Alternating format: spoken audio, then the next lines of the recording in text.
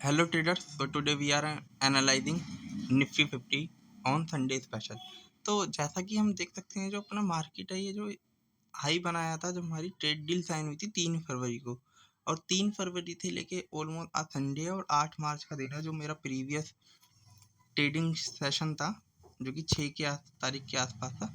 तब उस वाले हाई से 26,341 से 24,600 के आसपास हम आ चुके हैं।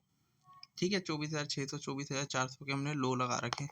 तो अगर आप इस सिनेरियो को अगर देखें तो मार्केट जो है वो ऑलरेडी अपने जो इसका हाई था जो हमारी ट्रेड डील साइन हुई थी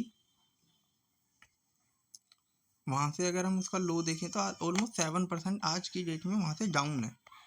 और वॉर वगैरह की सिचुएशन के अंदर क्या होता है कि मार्केट 8% तक डाउन आ सकती है। ऑलरेडी 7% है, यहाँ से 1% और डाउन आ सकती है, तो मैक्सिमम जो है हमारे पास 24,000 का हमारा अभी एक बार हम लो के लिए जा सकते हैं और उसके बाद हम एक रिकवरी का साइन दे सकते हैं। बट अब हमारे लिए ना यहाँ पे एक चीज़ अच्छी है कि हमें रशिया से भी 30 दिन के आसपास हम एक ऑयल को मंगवा सकते हैं, क्योंकि इस टाइम ऑयल के प्राइस अप हो चुके हैं। ऑलमोस्ट अगर हम देखें तो 95 से $100 प्रति बैरल तक वो पहुंचने वाले हैं, या मे भी पहुंच भी गए हों, क्योंकि 92 तो फ्राइडे वाले दिन ही थे। तो अब रशिया से अब हमें एक चीज़ देखनी पड़ेगी, जो हमारा ऑयल आ रहा है उसकी प्राइसिंग क्या है, क्योंकि जैसे कि जब रशिया यूक्रेन का वॉर चल रहा था तो उन्होंने बोला था कि हम आपको मार्केट रेट से डिस्काउंट पे अवेलेबल करवा दें। अगर वो चीज़ अभी भी एप्लीकेबल है तो वो वेल एंड गुड है फॉर इंडिया, क्योंकि इंडिया जो है वो एनर्जी कंज्यूमिंग देश है और यहाँ पे एनर्जी की बहुत नीड रहती है, और one of the highest source of energy अभी भी हमारे यहाँ क्रूड ही है। और जो दूसरी चीज़ मेरे को जो सबसे बेकार लग रही है, जो नेगेटिव पॉइंट में, वो क्रूड के प्राइसिंग का अप जाना। ठीक है, तो ये जो मार्केट जो डाउन हुई है ना, इसने जो फ्यूचर के अंदर अभी तो सरकार ने प्राइस को, जो पेट्रोल के जो प्राइस है वो कंज्यूमर को पास ऑन करना चालू ही नहीं किया है। कंज्यूमर को चालू ही नहीं किया है तो मतलब कंपनीज के लिए भी वही एप्लीकेबल है कि अभी उनकी ट्रांसपोर्टेशन कॉस्ट पे अभी खास फर्क नहीं पड़ेगा। बट हाँ, जिनका रॉ मटेरियल है बट उनके पास भी रिजर्व होता है 30 डेज तक का, तो 15 डेज तक का, बट ये फ्यूचर के अंदर ऑलरेडी मार्केट को डिस्काउंट कर दिया गया है। तो जब मार्केट के अंदर जब इन चीज़ों का रियल इफेक्ट आएगा ना, तब मार्केट आपको अप दिखेगा। ठीक है, बट निफ्टी फिफ्टी के अगले नेक्स्ट वीक के लिए तो यही है कि यहाँ से एक प्रोबेबिलिटी रहेगी कि हम 24,000 से लेके 25,000 के लेवल के अंदर ही घूमते रहेंगे। ठीक है, 24,000 लोअर लेवल के लिए रहेगा और अपर साइड के लिए 25,000 टच किया जा सकता है। जैसा कि अगर आप देखें, मैं आपको दिखाऊं कि जो मार्केट है, जैसे इस वाली कैंडल पे 2 मार्च को 24,900 के लेवल को टच, मतलब क्रॉस करके 90 तक गया था, पर 25,000 को टच नहीं कर पाया था। और मार्केट में भैया ऊपर लेवल पे जाएगा तो market at the end of the day profit booking करने के लिए आ जाएगी। तो अभी तो आप यही देखिए। ठीक है, बट मैं आप लोगों से कुछ स्ट्रॉन्ग चार्ट्स को डिस्कस करना चाहूँगा, तो जिसके अंदर सबसे पहला जो नाम है ना वो मैग्नम डॉक शिप बिल्डर है। इसको मैंने आपसे पिछले ट्रेडिंग सेशन में भी डिस्कस किया था। ठीक है, ये स्टॉक ने अपना ये जो फॉलिंग ट्रेंड लाइन था इसका ब्रेकआउट दे दिया है, और अब यहाँ पे कोई इसके अंदर कोई मेजर, अगर आप देखेंगे तो कोई खास सब वो रेजिस्टेंस दिखता नहीं है। अगर आप यहाँ पे देखें, कोई रेजिस्टेंस नहीं है, कोई रेजिस्टेंस नहीं है, कोई रेजिस्टेंस नहीं है।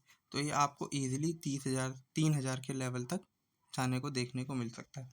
तो मैग्नम डॉक को आप रडार पे रख सकते हैं, क्योंकि अच्छे वॉल्यूम के साथ जा रहा है। जैसे कि यहाँ पे देखें, ये अगर आप देखें 5 मार्च को जब तक 8% की रैली थी, और वॉल्यूम को अगर देखें 9 मिलियन, सेम यहाँ पे वही होता है 12 मिलियन के साथ स्टॉक 5% गया। अगर प्राइस के बढ़ते बढ़ते अगर इसकी परसेंटेज कम हो रही है तो समझो सेलिंग आने के चांसेस हैं। ठीक है, आज ही बता रहा हूँ, अगर ये 12 से 13% जाता था और स्टॉक अब जाने के चांसेस थे। बट देखते हैं हम नेक्स्ट जो मंडे को ट्रेडिंग सेशन होता है उसमें स्टॉक कैसे परफॉर्म पर, हाँ इस पर 3,000 तक के लेवल आ सकते हैं। ठीक है, एक बार ये बेशक डाउन आके फिर ऊपर चला जाए। ठीक है, इसके बाद जो नेक्स्ट स्टॉक मैं आप लोगों से डिस्कस करना चाहूँगा ना, वो है share India. Share India security को भी अगर आप देखेंगे तो पिछले ट्रेडिंग सेशन के अंदर 6% की अपसाइड पे था, 6% की अपसाइड पे था और 16 मिलियन से ज़्यादा शेयर्स की इसमें बाइंग एंड सेलिंग थी। स्टॉक अपने 123.61 पैसे के लो से 139.80 की हाई पे गया था और क्लोजिंग 132 के आसपास दे दिया था, मतलब 131.99 पे। तब इस स्टॉक को भी रडार पे रखी। ये स्टॉक भी मैंने अक्सर देखा जब ये चलता है तो अच्छी खासी रैली दे देता है 10% 15% की। ये स्टॉक भी मतलब कुछ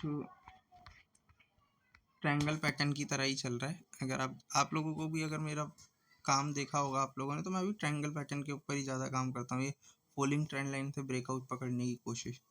तो ये है, अगर आप इसको देखेंगे तो ये स्टॉक का रैली देता है।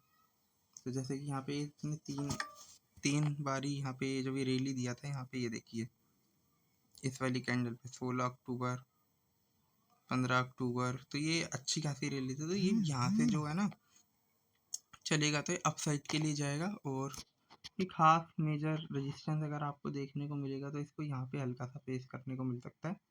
तो यहाँ से भी 161 के लेवल तक आसानी से चला जाएगा। तो इस स्टॉक को भी आप रडार पे रखें। इसके बाद जो नेक्स्ट स्टॉक मैं आप लोगों से डिस्कस करना चाहूँगा ना, उसका नाम है जुपिटर वैगन। ये रेलवे की कंपनी है। अगर आप रेलवे से कंपनी अगर पिक कर रहे हैं तो देखिए बजट के टाइम पे इसके अंदर देखिए 40% के आसपास की रैली आई थी ये जनवरी के अंदर। ये यहाँ पे देखिए ये जनवरी के अंदर जो इसमें बाइंग उठाई थी तब इसमें एकदम से 39% की बाइंग आ गई थी। ये देखिए मेरे चार्ट ऑलरेडी डले हुए हैं 19 तारीख 22 तारीख 23 तारीख की। ये किस लिए कि अगर हाँ बजट में कुछ अच्छा आता है, बट बजट का दिन दिखाऊं तो मैं आपको 1 फरवरी के दिन, एक सेकेंड, ये देखिए उस दिन इसमें कुछ खास ही नहीं आया था, स्टॉक 6% डाउन कर दिया गया क्योंकि बजट के अंदर रेलवे के लिए कुछ खास था भी नहीं। अब ये स्टॉक फिर से उसी लो से फिर से उठने की कोशिश कर रहा है धीरे धीरे और मे बी, और ये स्टॉक अच्छे खासे डाउन है, 50-60% डिस्काउंट पे अवेलेबल है। तो मे बी अगर ये 400 तक भी जाते हैं ना तो एक अच्छे प्रॉफिट को आप बुक कर सकते हैं। तो इन स्टॉक को आपको रडार पर रखने की ये 400 तक जाने का कोई, 300 के आसपास है, 400 450 जाने में कोई दिक्कत नहीं होगी इन स्टॉक को।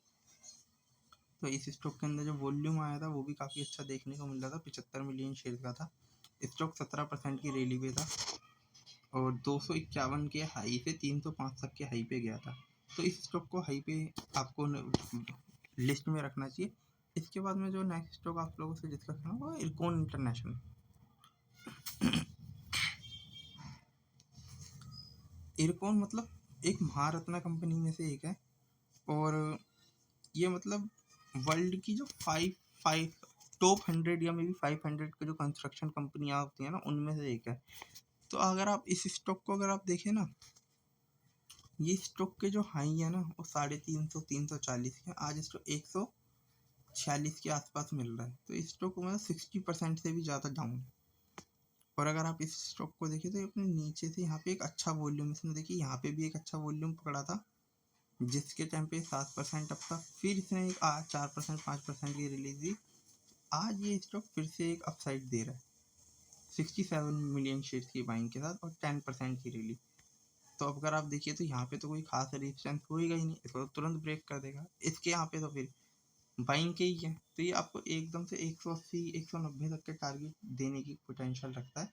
यहाँ से स्टॉक 20% अप जा सकता है। तो इस स्टॉक को आपको रडार पर रखना चाहिए, इरकॉन इंटरनेशनल को। और इरकॉन इंटरनेशनल के बाद भी अगर मैं आप लोगों से कोई स्टॉक डिस्कस करूँ तो वो है ना, इस टाइम ऑयल कंपनियों के ऊपर आपको नज़र रखनी चाहिए। सिंपली बताऊँ तो जैसे कि ONGC, अगर आप इन ऑयल और गैस मार्केटिंग कंपनी को देखेंगे तो ये स्टॉक के अंदर जो, जैसे कि ऑयल प्राइसेस का आप तो पता ही है, ये कुछ इस तरीके से है ना राउंडिंग बॉटम बनाते हुए इसके हाई तक जाएंगे। तो इन स्टॉक्स को भी आपको रडार पर रखना चाहिए, इनको धीरे धीरे एक्यूमुलेट करने की कोशिश करनी चाहिए। यहाँ से है ना जो इनकी डाउन साइड आएगी वो 225 रुपये आएगी। यहाँ से मतलब ये ऑलमोस्ट 10-15% ही डाउन आ सकते हैं, बट जो अप साइड है वो भी 15 to 16% और मैं भी इसको आपको और ऊपर लेके गए तो वो और भी अच्छी चीज़ है। तो इन स्टॉक्स को आपको 1000 रुपये रखना चाहिए। So thank you for watching me. Okay, bye.